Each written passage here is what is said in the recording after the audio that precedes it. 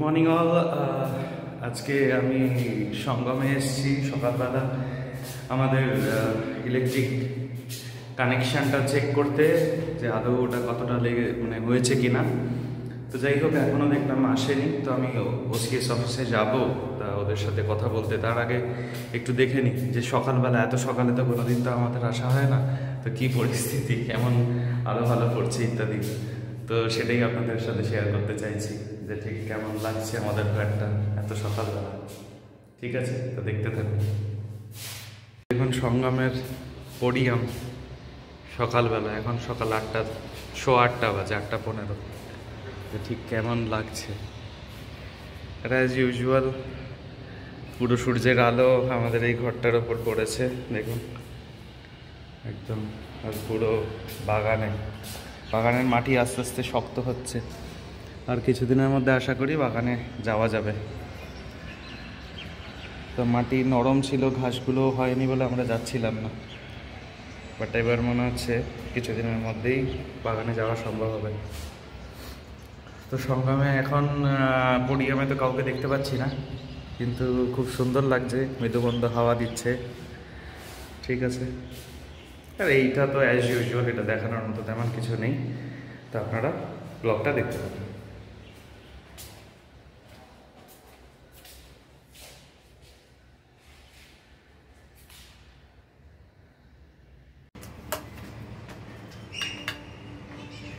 এখানে আমি গণেশের মুখটা বানিয়েছি। আর এই যে গণেশের একটা হাত,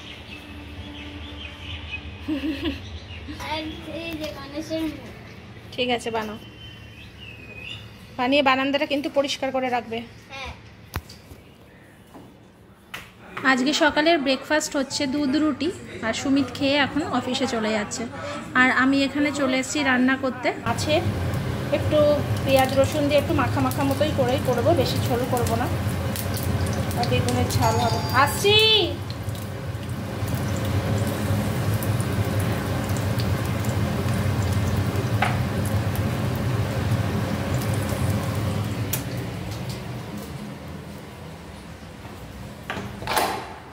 এত ওয়েট করতে ভালো লাগে না। তুই নিচে চলে যা, তাহলে তুই চলে যা, ও ঠিক চলে যাবে।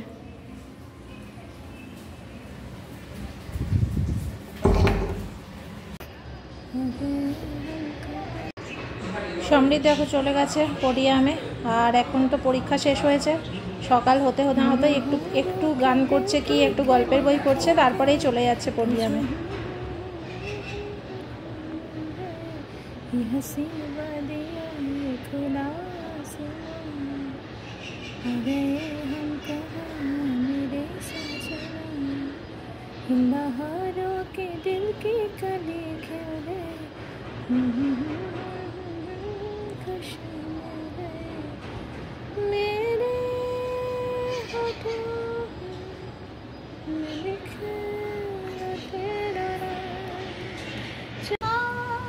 তো দেখো, এখানে আমার বেগুনের ঝাল হয়ে গেছে, আর এটা খেতে কিন্তু ভীষণ সুন্দর হয়। আমাদের বাড়ির সবাই ভীষণ ভালোবাসে এই বেগুনের ঝাল খেতে। তো এরপর আমি রান্না করব হচ্ছে রুই মাছ। মাছগুলোকে আমি এখানে নুন, হলুদ আর সর্ষের তেল দিয়ে ম্যারিনেট করে রেখেছিলাম প্রায় 1 ঘন্টা মতো। এবার আমি এগুলোকে ভেজে নেব।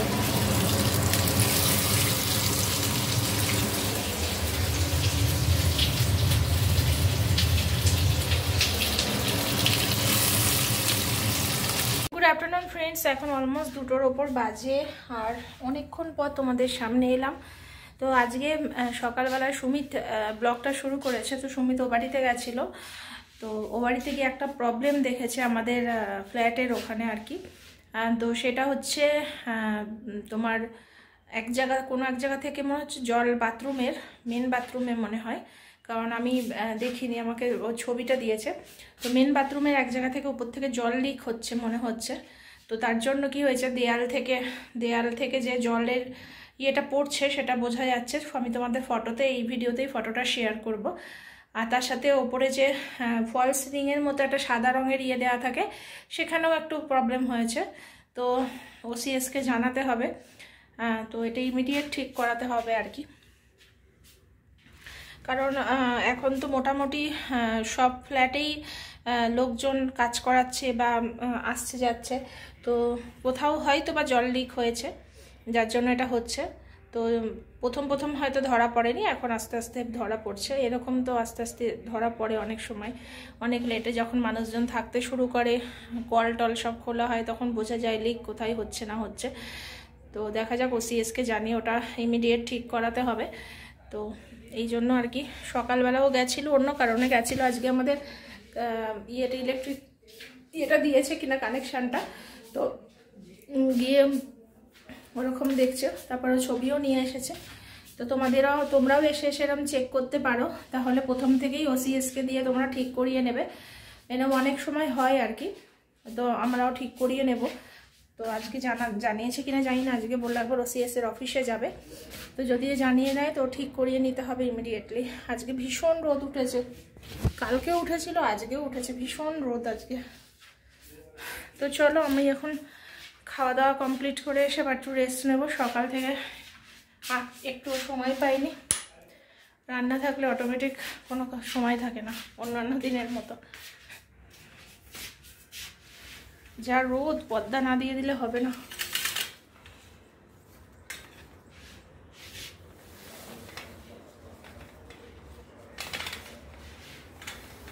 এখন তো তাও এই রোদটা নেওয়া যাচ্ছে, এরপর চৈত্র বৈশাখ মাসে তখন আসছে ঝড় বৃষ্টির টাইম। এতদিন বেশ ভালো চলছিল, শীতটা চলে যাওয়ার পর যে হালকা হালকা শীতটা থাকে, তারপরে এই ফাল্গুন মাসটা দারুণ থাকে, তারপরেই শুরু হয় ঝড় বৃষ্টি তুফানের টাইম। এই তুই দইটা খেলি না? ওই তুই না দেখে ওই পেছনে গিয়ে বাড়ি মারবি কিন্তু। দইটা তাড়াতাড়ি খা। তো দেখুন, এই যে জল পোড়ার দাগ দেখা যাচ্ছে, দেখছেন? আর এই যে ফল সিলিংয়ে দেখুন কেমন একটা কালো মতো হয়ে গেছে। তো এই গাছটা কত সবুজ লাগছে দেখো, পুরো ধুলোয় সাদা হয়ে গেছিলো, সেদিনকে ধুয়েছি, আবার এখন পুরো গ্রিন লাগছে দেখতে।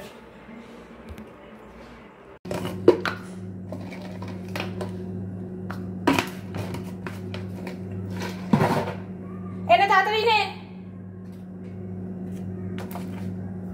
অমৃতকে নিয়ে গানে বেরোবো, আর দেখো এত লেট করে ফেলেছে, কি বলবো, মানে খেলে আর হচ্ছে না। সারাদিন পারলে পোডিয়ামে থাকতে পারলেই ভালো হয় আর কি, এরম অবস্থা ওর। তাড়াতাড়ি আয়।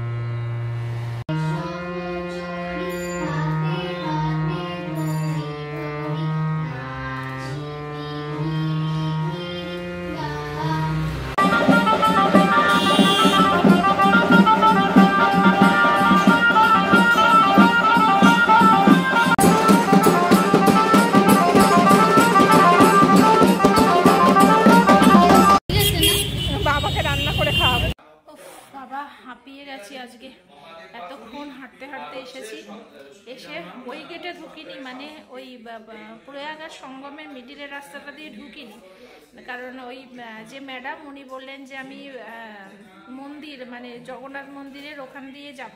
তাই বললাম ঠিক আছে চলুন গল্প করতে করতে যাওয়া যাক। তারপরে এতটা হেঁটে এসেছি, এসে মাছ দেখেছি, মাছ দেখে মনে হলো একটু মাছ কিনি। তো মাছ কিনতে গিয়ে ওদের কাছে খুচরোই হচ্ছে না বেশি।